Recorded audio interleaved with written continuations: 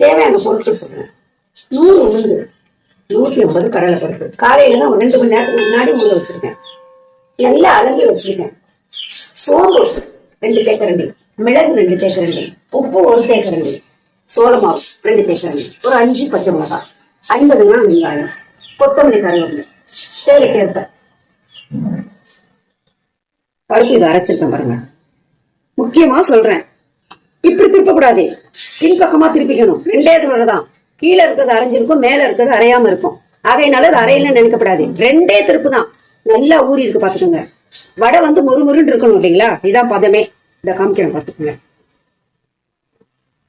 நெய்ய அரைக்கப்படாது, திருப்பணும். இப்படி இங்கிட்டு திருப்பினா போற இடத்துக்கு பக்கமா கொஞ்சம் குறைன்னு அரைச்சிக்கணும். ஆமா,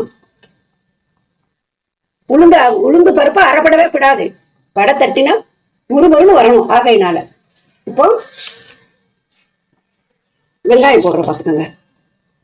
பச்சை மிளகாய், கருவேப்பிலை, கொத்தமல்லி அரிஞ்சு வச்சிருக்கேன்.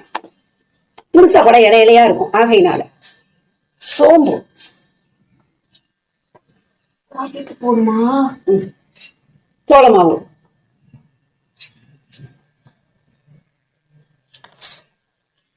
மிளகு ஒரு சேர பிணைஞ்சிட்டு உப்பு போட்டுக்கலாம்.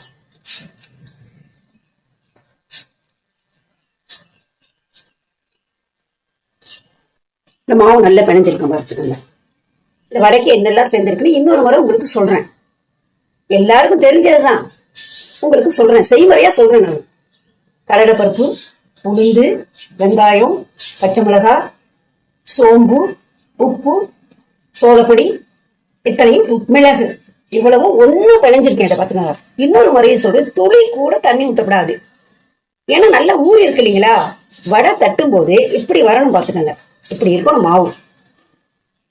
நம்ம தட்டுறதுக்கு ஏதுவா இருக்கணுமே தவிர சலசலன்னு இருக்கக்கூடாது. வடை நல்லா இருக்காது. ஆகையினால சொல்றேன். இப்ப வடை சுடும்போது நான் உங்களுக்கு காட்டுறேன்.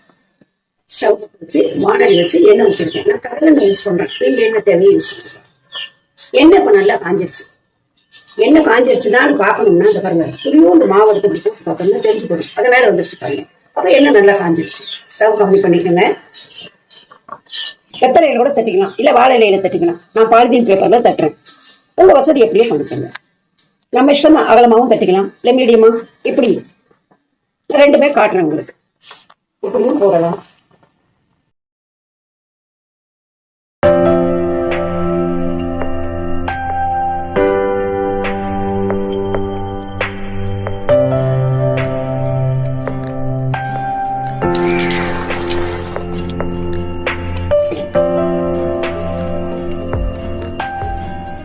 திருப்பி போடணும்.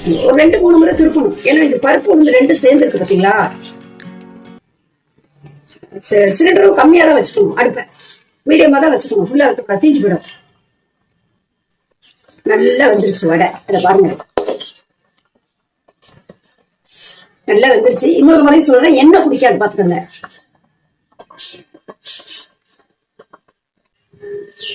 வடை சாம்பார் ரெடியா இருக்கு. இன்னொன்னு சொல்றேன் உங்களுக்கு.